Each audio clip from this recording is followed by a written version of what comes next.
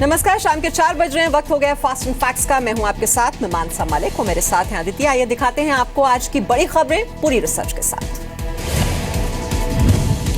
गोवा में मनोहर पर्रिकर को सरकार बनाने से रोकने की कांग्रेस की अपील आज सुप्रीम कोर्ट में फेल हो गई।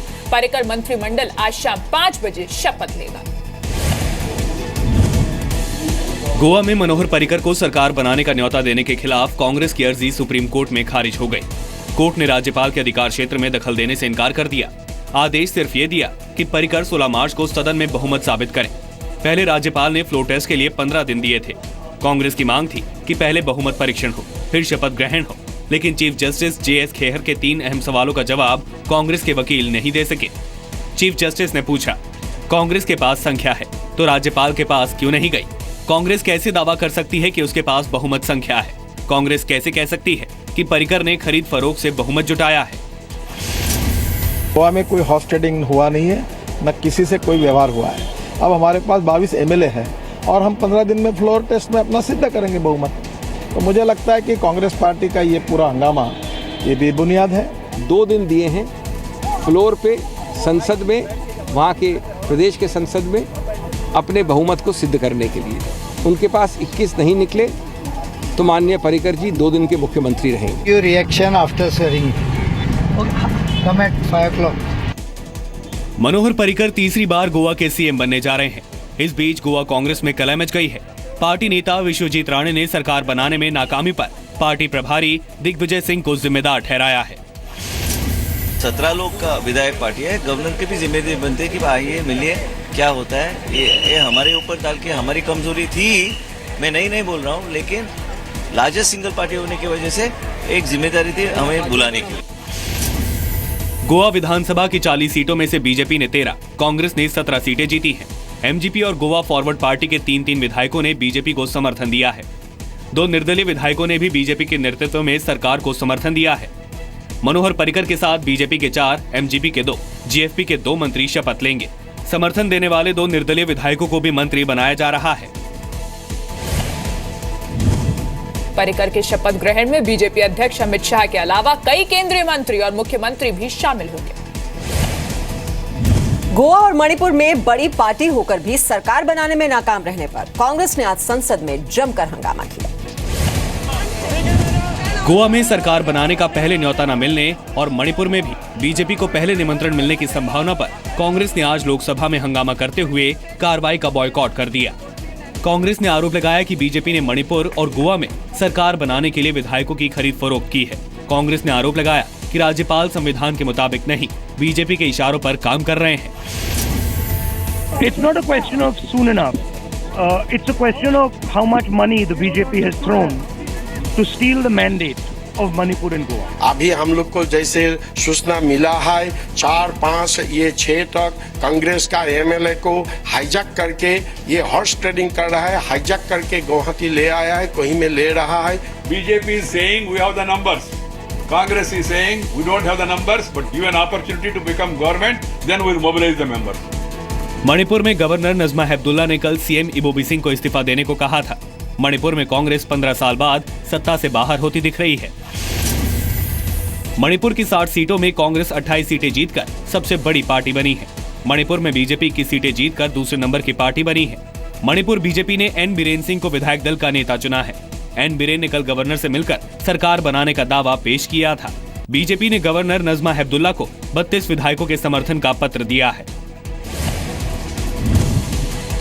N बीरेन सिंह खुद भी पहले कांग्रेस में थे। नजरें अब गवर्नर हाउस पर हैं कि वहां से कब सरकार बनाने का न्योता मिलता है।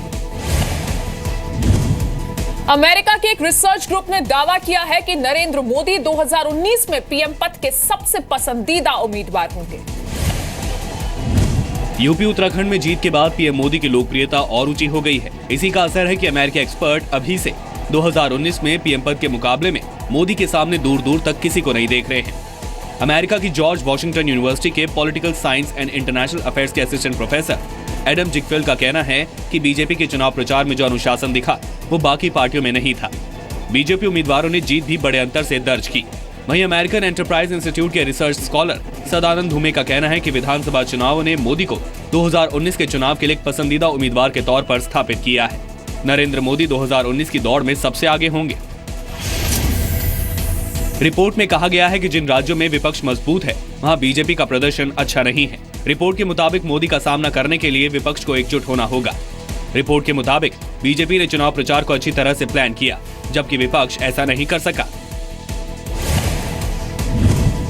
रिपोर्ट में यह भी कहा गया है कि नोटबंदी को भारत ने खुले दिल से स्वीकारा है। इसका असर लोगों के दिल और दिमाग तक हुआ है। यूपी में गैंगरेप के आरोपी पूर्व मंत्री गायत्री प्रजापति के 3 और साथियों को पुलिस ने गिरफ्तार कर लिया है। इसी के साथ प्रजापति के बेटे और भतीजे को हिरासत में ले लिया गया है।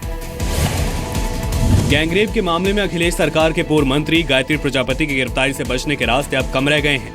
ये दावा यूपी पुलिस ने गैंगरेप के 3 और आरोपियों रुपेश, विकास और अमरेंद्र की गिरफ्तारी और प्रजापति के बेटे और भतीजे को भी हिरासत में लेने के बाद किया। पुलिस के मुताबिक गायत्री प्रजापति कहां छिपे हुए हैं ये उनके बेटे और भतीजे को पता है, इसीलिए दोनों से लखनऊ के थाने में पूछताछ की जा रही है। लखनऊ पुलिस के द्वारा आज लखनऊ में ही इनको गिरफ्तार किया गया है। गायत्री की गिरफ्तारी को लेकर भी क्या कर रहे हैं? जैसे कि आप जानते हैं, इसमें एसटीएफ और हमारी लखनऊ की पुलिस प्रयासरत है उनकी गिरफ्तारी के लिए। क्या कोई जानकारी है? कोई जानकारी नहीं। कोई जानकारी नहीं। मंत्री जी का कुछ पता है? नहीं। इससे पहले कोई संपर्क करने की कोशिश की मंत्री? नहीं, कोई संपर्क नहीं। गैंगरेप के आरोपी गायत्री प्रजापति अमेठी में चुनाव होने के बाद से फरार है। आज की कार्रवाई मिलाकर प्रजापति के 6 साथी गिरफ्तार किए जा चुके हैं। इससे पहले 3 आरोपियों चंद्रपाल, अशोक तिवारी और आशीष शुक्ला को गिरफ्तार किया गया था। गायत्री प्रजापति के खिलाफ गैंगरेप के मामले में सुप्रीम कोर्ट ने एफआईआर का आदेश दिया था। गायत्री प्रजापति पर एक महिला के पार्टी में नेता बनाने का झांसा देकर गैंगरेप करने का आरोप है।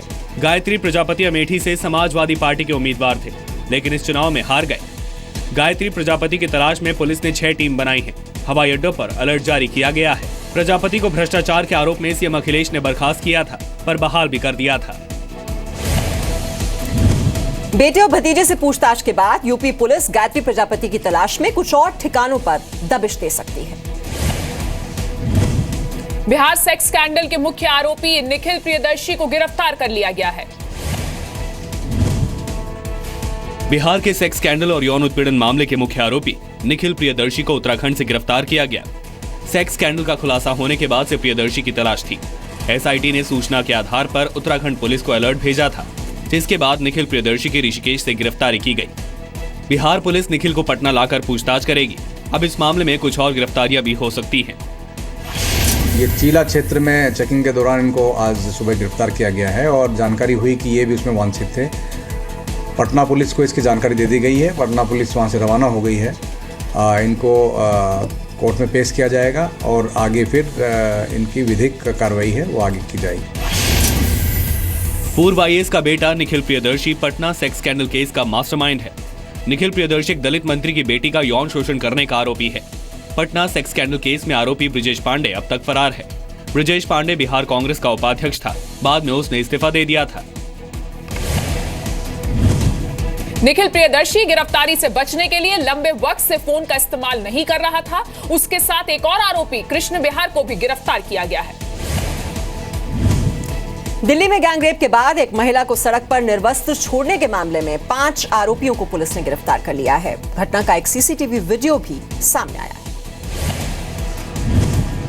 दिल्ली नहीं पूरे देश को शर्मसार कर देने वाली ये तस्वीर रविवार को पांडव नगर की है। सीसीटीवी में साफ दिख रहा है कि गैंगरेप के बाद निर्वस्त्र ये महिला सड़क पर हाथ दे देकर लोगों से मदद मांग रही है, लेकिन लोग मदद देने से कतराते रहे। महिला जान बचाने के लिए उस घर की छत से कूदकर सड़क तक पहुंची थी जहां उससे गैंगरेप हुआ था। काफी देर बदहवास घूमने के बाद एक महिला ने उसे कपड़े दिए और उसके बाद उसे अस्पताल पहुंचाया गया। रिपोर्ट के आधार पर पुलिस ने 5 आरोपियों को गिरफ्तार कर लिया है। इनमें से 2 को यह महिला पहले से जानती थी। गैंगरेप का मुकदमा दर्ज किया और सभी 5 मुलजिम को गिरफ्तार करके जुडिशल कस्टडी में भेज दिया गया।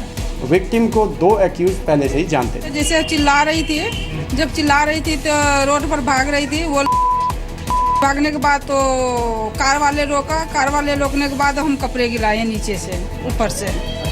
तो उस वक्त कई गाड़ियां जा रही थी, किसी ने मदद नहीं? किसी ने मदद नहीं किया। महिला जानने वाले लड़के के साथ उसके फ्लैट पर गई थी, जहां 4 लोग पहले से मौजूद थे। आरोपियों ने महिला को बंधक बना गैंगरेप की वारदात को अंजाम दिया। जान बचाने के लिए महिला ने घर की खिड़की से छलांग लगा दी। आरोपियों में एक इंजीनियर है, जबकि 4 आरोपी कॉल सेंटर में काम करते हैं। एनसीआरबी के मुताबिक दिल्ली में साल 2015 में रेप के 2199 मामले दर्ज हुए। साल 2014 में ये आंकड़ा 2096 था। एक दलित स्कॉलर की खुदकुशी से दिल्ली की जवाहरलाल यूनिवर्सिटी पर फिर विवाद छा गए हैं। जेएनयू के छात्र मुत्तू रामकृष्णन ने कल शाम दिल्ली में अपने एक दोस्त के फ्लैट में फांसी लगाकर जान दे दी। रामकृष्णन जेएनयू में एमफिल फर्स्ट ईयर का छात्र था। जेएनयू से सटे मुनीरका में 196 नंबर के फ्लैट से रामकृष्णन का शव बरामद हुआ।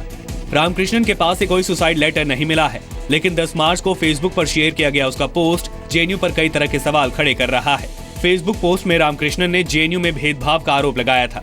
जाति से दलित मुत्तू रामकृष्णन ने लिखा था कि एमफिल और पीएचडी के एडमिशन में समानता नहीं है। कृष्णन की मौत से तमिलनाडु में उसका पूरा परिवार गहरे सदमे में है। नज़र में एक तो हम मेडिकल बोर्ड के लिए रिक्वेस्ट कर रहे हैं कि इनका जो पोस्टमार्टम हो तो एक मेडिकल बोर्ड करे, उसका पूरा वीडियोग्राफी हो। इनके जो दोनों रूम्स का जहां प्लेस ऑफ इंसिडेंट प्लस जो इनका जेएनयू का जो इनका हॉस्टल था, दोनों को हम सीएफएसएल से थरली रीचेक कराएंगे।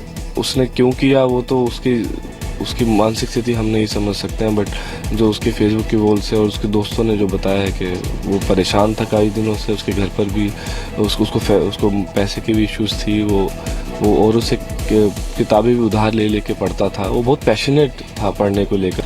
देखिए, हमारा ये मानना है कि सबसे पहले इस दुख की घड़ी में पूरा अपना जेएनयू परिवार अपने मुत्तू कृष्णन के परिवार के साथ है। ये पूरी हम लोग की पूरी संवेदना है और जो भी हर संभव प्रयास होगा, जो भी मदद होगी, जेएनयू परिवार उनको करेगा।